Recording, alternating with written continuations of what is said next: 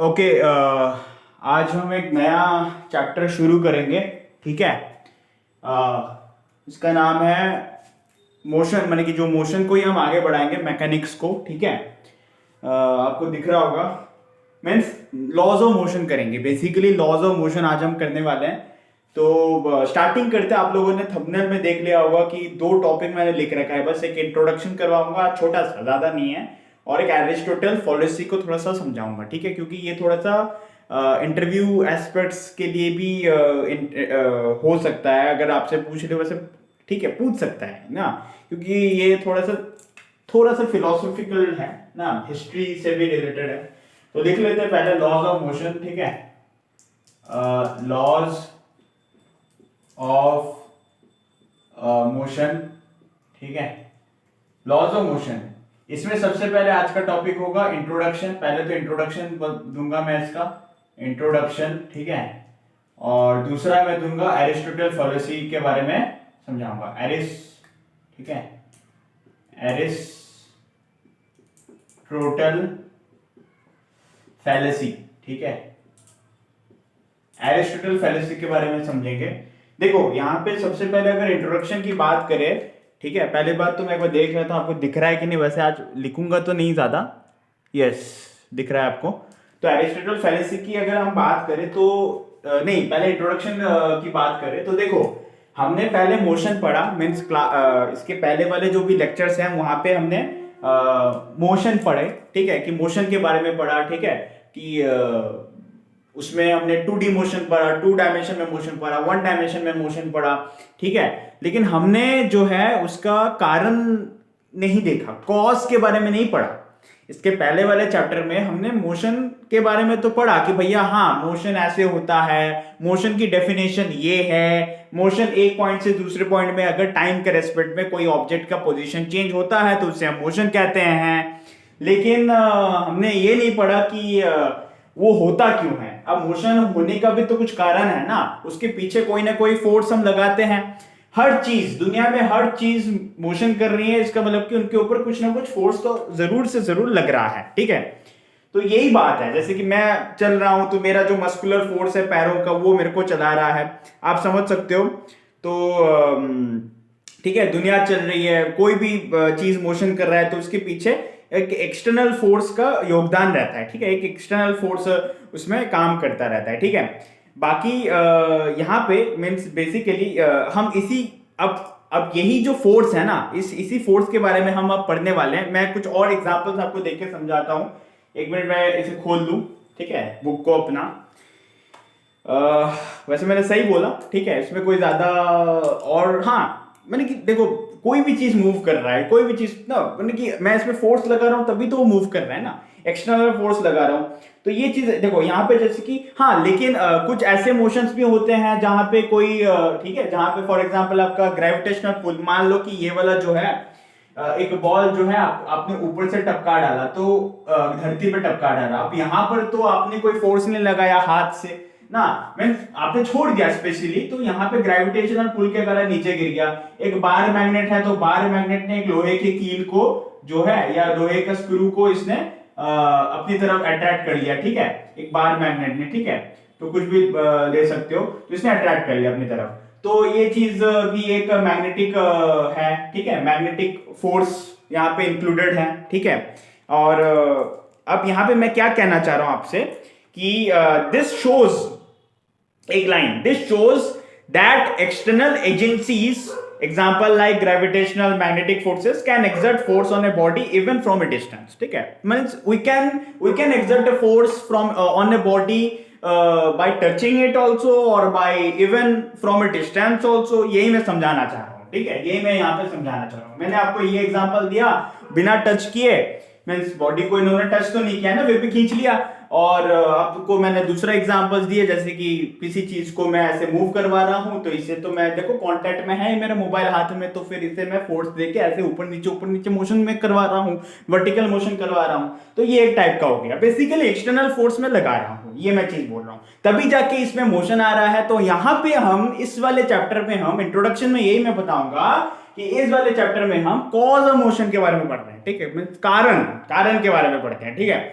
अब यहाँ पे एक इंपॉर्टेंट क्वेश्चन इन्होंने पूछा है, is an external force required to keep a body in uniform motion. अब देखो, अब एक बॉडी को यूनिफॉर्म मोशन में रखने के लिए क्या उसे एक्सटर्नल फोर्स का कांस्टेंट एक्सटर्नल फोर्स की जरूरत है?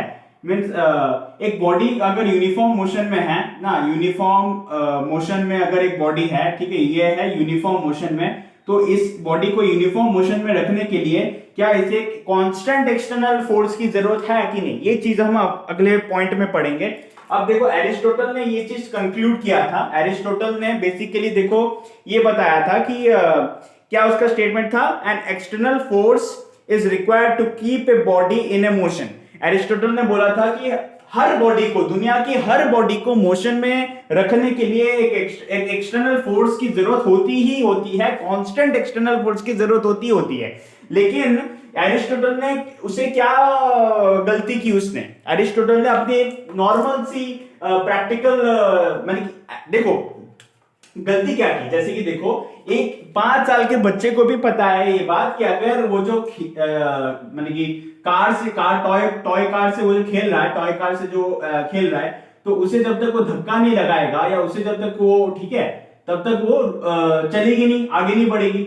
ये 5 साल का बच्चा जब तक इस टॉय कार को धक्का नहीं लगाएगा तब तक वो आगे नहीं बढ़ेगी। तो ये बात उसे भी पता थी, 5 साल के बच्चे को भी पता होती है। तो बेसिकली एरिस्टोटल ने जो स्टेटमेंट दिया कि भाई किसी भी चीज को मूव करवाने के लिए फोर्स की जरूरत है, ये है, ठीक है, तो ये बहुत ही जनरल और कॉमन स्टेटमेंट था। मैं आपको एक लाइन पढ़ के सुनाता हूं। देखो यहाँ पे क्या है, एरिस्टोटल वेंट रॉन्ग। क्यों? He coded this practical experience in the form of basic argument, ठीक है, वो उन्होंने अपना नॉर्मल प्रैक्टिकल एक्सपीरियंस को एक फिलॉसफी, एक कोटेड की तरह उन्होंने प्रेजेंट कर दिया। लेकिन एक्चुअली गलत क्या है? मींस इन द सेंस एक कांस्टेंट, माने कि एक यूनिफॉर्म मोशन में, देखो मैंने कि उसे फिर गैलीलियो ने बाद में सही किया था। अब गैलीलियो ने कैसे सही किया था? जिसे हम Newton first law of motion में पढ़ते हैं। एरिस्टोटल फैलेसी को समझने के लिए Newton first law of motion जो है वो एरिस्टोटल फैलेसी को ठीक करता है। कैसे ठीक करता है?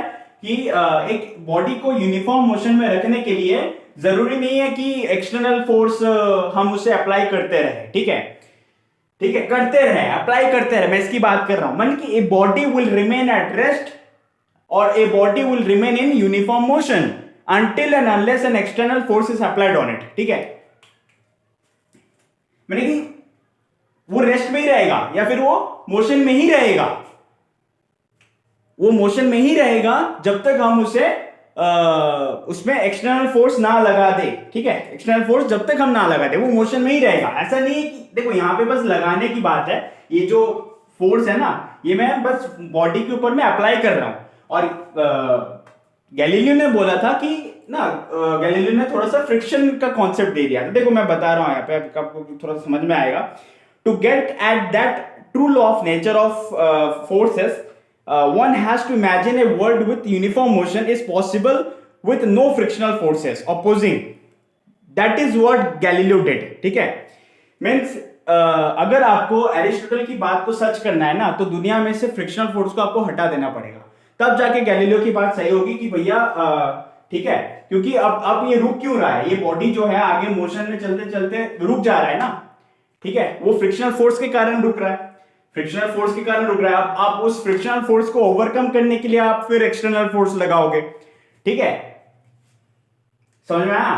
मींस वो जो बॉडी जो है यूनिफॉर्म मोशन में चल रहा है, अब वो आगे ऐसा तो नहीं है कि वो चलता ही रहेगा कांस्टेंट, ठीक है, मैंने कि वो आगे जाके रुक जाएगा। क्यों? Due to frictional force. अब जब तक ये जैसे कि धक्का मार रहा है, अब अगर इसने ज्यादा फोर्स लगाया तब जाके ये फ्रिक्शनल फोर्स को ओवरकम करेगा, तब जाके ये उस फोर्स को तोड़ पाएगा और आगे कार फिर मूव हो पाएगी, इसका जो टॉय कार है आगे मूव हो पाएगा फिर ना। एक्सटर्नल फोर्स ये ज्यादा लगाएगा, फ्रिक्शनल फोर्स से ज्यादा लगाएगा।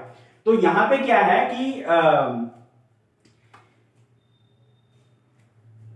बॉडी माने यही है, यहाँ पे यही है कि एक यूनिफॉर्म मोशन में रखने के लिए या फिर रेस्ट में रखने के लिए, दोनों में से कोई भी आप मान लो, या रेस्ट में रखने के लिए या यूनिफॉर्म मोशन में रखने के लिए, और it will be remain at rest और in uniform motion until and unless, ना, an external force we apply, ठीक है।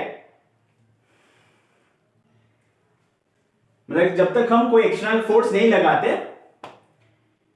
या फिर अनटिल अनलेस हम लगाते हैं तब तक वो उसी पोजीशन में रहेगा, या तो यूनिफॉर्म मोशन में चल रहा है तो चलता रहेगा, और अगर रुका है तो रुका ही रहेगा जब तक फोर्स नहीं लगाते, ठीक है।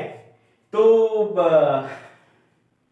ठीक है, आप समझ पा रहे हो ना मैं क्या कह रहा हूं। जैसे कि एरिस्टोटल ने बोला था कि constant is required to keep body in motion, motion में रखने के लिए, माने उसने बस ये बोल दिया कि बॉडी को मोशन में रखने के लिए हमें लगाते ही रहना पड़ेगा, ठीक है। लेकिन यहां पे ये क्या बोल रहा है गैलीलियो ने फ्रिक्शन का कॉन्सेप्ट दिया ना, ठीक है, कि एक्सटर्नल फोर्स उसमें क्योंकि गैलीलियो ने ये बोला कि अगर एरिस्टोटल की बातें तब सच होती जब दुनिया में से आप फ्रिक्शन को गायब कर दो, तब वो जो है आप बॉडी रुकेगी नहीं फिर तो, ठीक है। और आप जो है माने कि the body will remain at rest और will be in uniform motion जब तक आप फोर्स ना लगाओ। आप ठीक है, आप अगर फोर्स नहीं भी लगाओगे तब भी बॉडी मूव करता रहेगा।